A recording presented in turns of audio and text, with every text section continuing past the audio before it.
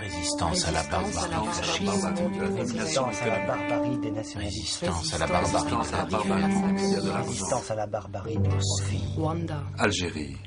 Tchétchénie. Résistance contre la barbarie Résistance fasciste. à la barbarie. Résistance à la barbarie des nationalistes.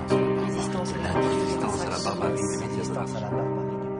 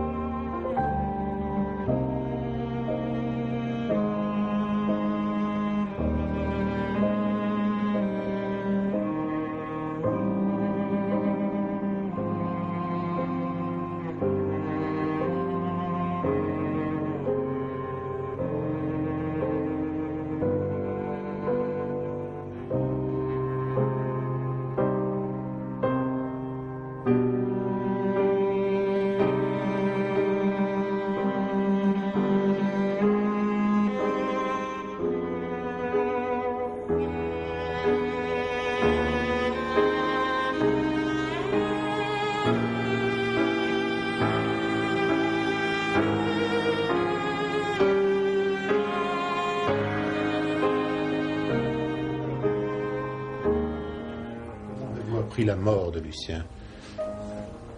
Par le soir,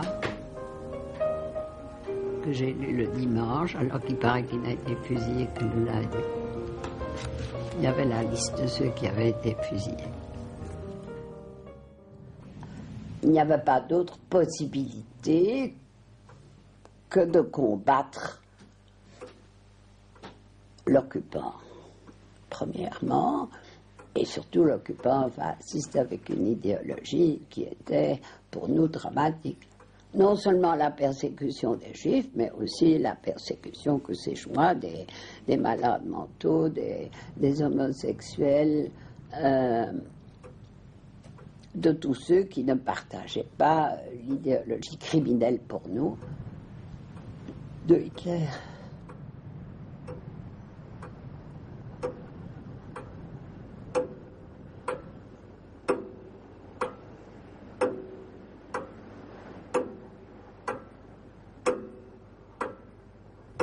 Les résistants arrêtés ont séjourné et souffert dans cet immeuble, numéro 347, avenue Louise, le premier cercle de l'enfer. En préparant le film, j'ai redécouvert ce lieu, ce bâtiment. Je l'ai fouillé, scruté, déchiffré. Il a été occupé de janvier 43 à août 44 par la police SS, la Gestapo. Rien ne le distingue des immeubles voisins de l'avenue. Il est habité, cossu, anodin comme tous les lieux où l'on torture. Dans les caves, les murs me parlent à chaque visite. Sous la couche de chaux, des noms, des appels, des adieux, des graffitis par dizaines, gravés par les résistants enfermés dans les cellules entre deux interrogatoires. Ces traces résonnent comme des cris inarticulés. C'est un lieu de mémoire majeur, voué à disparaître avec le temps, mais personne n'en a cure. L'oubli arrange bien les bourreaux. Ils se fondent dans la foule. Ils passent.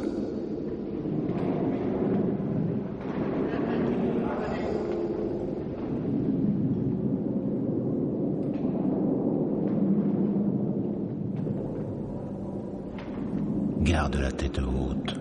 Préserve ta conscience. Jules Boisseau. Je connais ce nom. C'est un responsable clandestin du Parti communiste, à Molenbeek. En dessous, je lis « à mon petit ».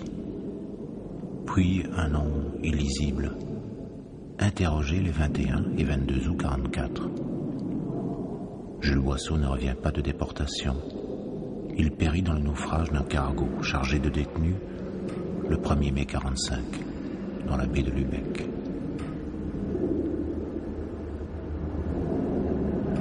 Des noms de femmes. Anna, Maggie, Marianne, à toi ma dernière pensée. Mon Dieu, aide-moi.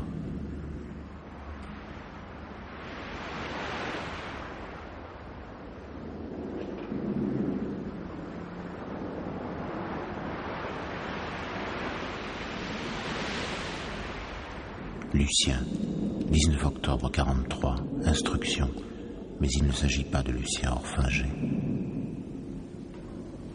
Vive la vie.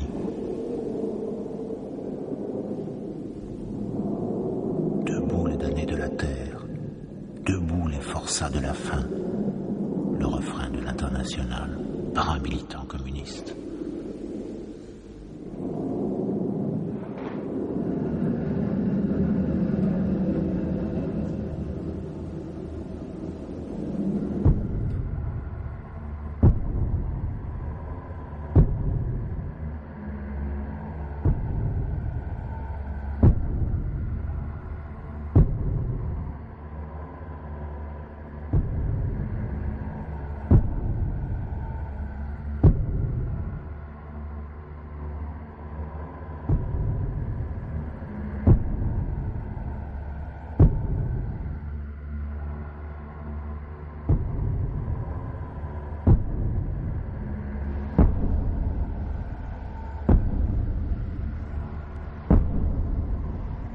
Ça a duré des heures et finalement, j'étais sur le point vraiment de tout lâcher parce que c'était totalement impossible. Quand ce sont mes tortionnaires qui sont arrêtés de fatigue, et il était temps pour eux d'aller dîner, c'était le soir. Et ils ont dit on prendra ça demain matin. Et ils m'ont flanqué dans une cellule de prison. J'ai passé la nuit, naturellement, j'ai pas dormi une seconde. Mais je me suis aperçu que je n'avais plus qu'un atout. C'est justement qu'ils croyaient que j'étais capable encore de résister, puisque j'avais au fait rien dit. Mais j'étais une coquille vide, à l'intérieur, j'étais totalement vide. C'est-à-dire, toutes mes bases de résistance avaient disparu, et je voyais bien que la moindre chiquenaude allait me leur faire dire tout ce qu'ils voulaient, enfin, parce que je n'avais plus aucune résistance. Je me suis aperçu, ça a été la première découverte tragique, moi qui étais assez orgueilleux et confiant, sûr de moi, je me suis aperçu que j'étais tout d'un coup à la merci de ces gens. Donc c'était la première sensation d'une perte de liberté qui a duré pendant tout le temps de ma captivité. Aux mains de ces gens, j'ai toujours été aux mains de ces gens-là.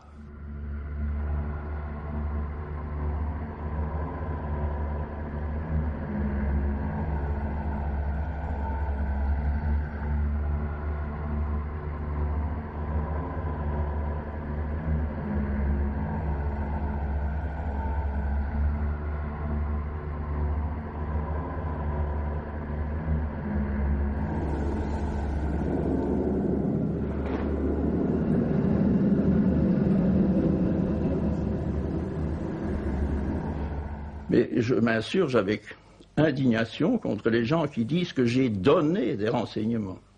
Parce que donner, c'est un acte libre. Dénoncer, c'est un acte libre.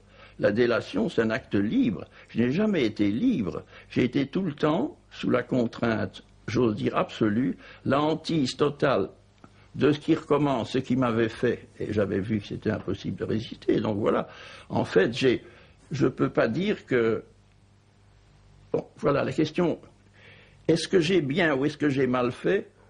Il est certain que j'ai mal fait, dans la mesure où il y a eu des conséquences. Mais la question, c'est est-ce que je pouvais faire autrement? Est-ce que je pouvais agir autrement?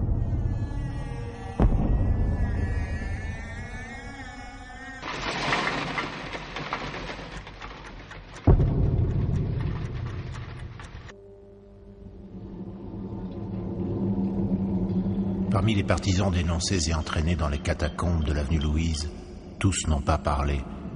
Malgré de longues séances de torture, Jacques Grippa, chef de l'état-major des partisans, il n'a pas parlé. Ses collaborateurs directs n'ont pas parlé. Julien Hamey, torturé, fusillé.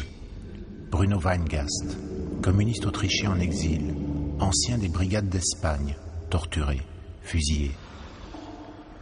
Au 9e étage, le partisan Émile Meerland enjambe l'appui de la fenêtre. Il se précipite dans le vide. Il n'a pas parlé. Il voulait échapper aux interrogatoires raffinés.